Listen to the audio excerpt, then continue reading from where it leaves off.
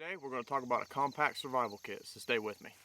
Hey guys, this is Jake with the Bushcraft channel, back here again with another video, and today we're just going to go over a small, lightweight, compact survival kit. Y'all said you wanted more skill type videos. I've been doing them, but they're not getting the views like the survival kit videos are, so I'm going to keep doing what gets the views. As you can see, I'm in this big open field right now. There's a swamp over here to my left that you guys saw me, well, I came out of it actually, and the mosquitoes in there were horrible, and they're not bad out here at all. And the reason to have a good small compact survival kit, this would be more for like someone who doesn't do bushcraft all the time or anything like that. So this is more for like, you know, your deer hunters, your hikers, things like that. You could put this whole bottle bag in a backpack and put it at the bottom of a backpack and be absolutely fine. Or you can carry it over the shoulder like I am with a piece of webbing. But it's good to have a small kit, especially if you're not the most experienced person in the world, or you do not plan staying a night out in the woods. Let's say you're going deer hunting for the day.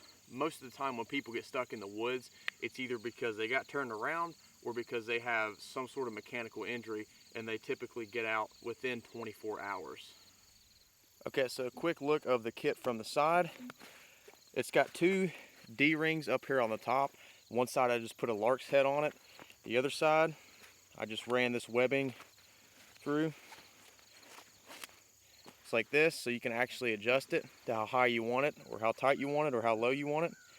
Then all I did was basically just put a loop in it, just like that, tightened it down. That way all you have to do to take it off is just pull it, just like that. Okay, like I said, this is more of a compact type survival kit.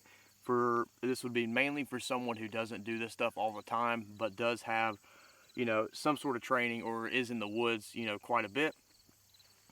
So on the side here, first off, we have a cutting tool, which this is just a Mora Companion HD. The smart person would get this in orange. I didn't have an orange one to do this with. All I had was a green one, but this is a very good knife. They're very sharp, and they're only about 20 bucks. If you're in the woods, most people carry some sort of pocket knife. Some type of good quality belt knife is a must whenever you're in the woods. Okay, on the outside, like I said, we got this piece of webbing right here. This is just another piece of cordage. This is 15 foot of, this is a 1-inch tubular nylon webbing. And I use webbing all the time. It's a really good cordage to have with you, especially because this stuff is so strong. You can actually rappel off this 1-inch tubular nylon webbing. Okay, now breaking in the bag, this bottle bag, I think this is a Camelback or something like that. I don't know, I've had it forever. I like these a lot just because you can carry small stuff in it. Plus you can carry whole cook sets inside of this bottle bag. Inside, I've got a titanium bottle and cup set. It doesn't have to be titanium. This is just what I like. Stainless steel will do you just as good as titanium will. I just like titanium better because it heats up faster and it cools down quicker, and it's a little bit more lightweight. Having some sort of water container with you while you're in the woods is a must. It's very important to stay hydrated. So some sort of metal container that allows you to boil, disinfect, and purify your water all year round is a must. Also having some sort of filtration device like a cotton bandana, or even something like a Life Straw or an Aquamira filter, something like that, I would definitely recommend putting in here. So getting into the meat and potatoes of the bag, inside of here, again, this is a survival kit, so everything's going to be orange. So for shelter, we've got a SOL, this is an orange emergency space blanket. And then also we have one 55-gallon drum liner. There's 100 million uses for these. You can use them as a poncho. You can use it as a moisture barrier on the ground. You can make a mattress out of it. You can also use it for rain collection. So we've got our cutting tool, our water disinfection, and also our shelter cover. So instead of putting a big fire kit in here that's going to take up a lot of room, I just added this Strike Force ferrocerium rod. It's got a built-in striker to it, and it works very, very well. It has its own housing case.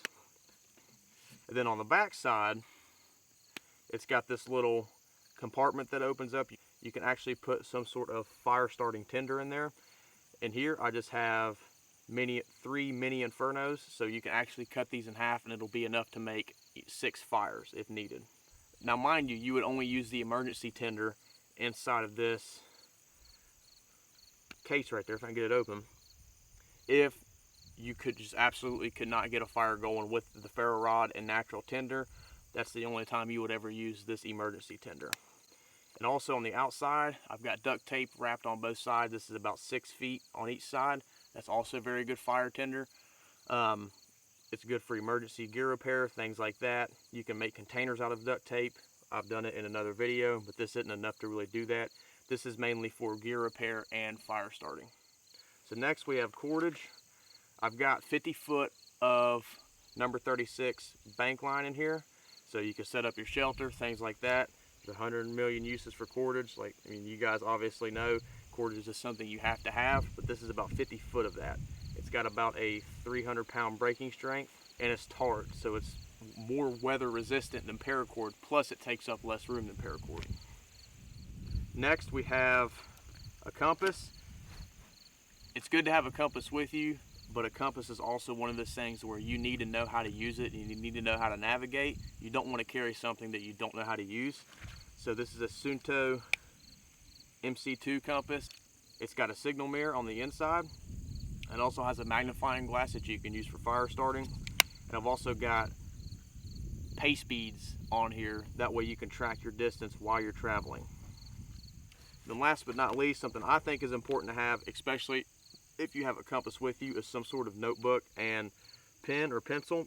So I've got a Ride in the Rain notebook here and a pen. You can take notes. You can, make yourself a paw map if needed of the area you're operating in. You can also use it to write down your azimuths and your reverse azimuths and your distance from one point to another. So a notebook and a pen or a pencil is very, very important to have to me. I use it all the time. In my bag that I carry with me every time I go in the woods, I always have some sort of pen or pencil and a notebook of some type. Sorry about the wind, guys, but that was just a real quick short video, something a little bit different. I don't normally do those types of kits just because they're mainly emergency kits, and I pretty much live in the woods for the most part. But this is a good starter kit for kids or something like that. That is something you can throw in the bottom of your backpack and forget it's even there until you absolutely need it. So guys, I'm Jake with the Buckeye Bushcraft channel. Appreciate you guys watching. Please like, share, and subscribe. Don't forget to follow me on Instagram at Buckeye_Bushcraft, and we'll see you guys in the next one. Thanks for watching.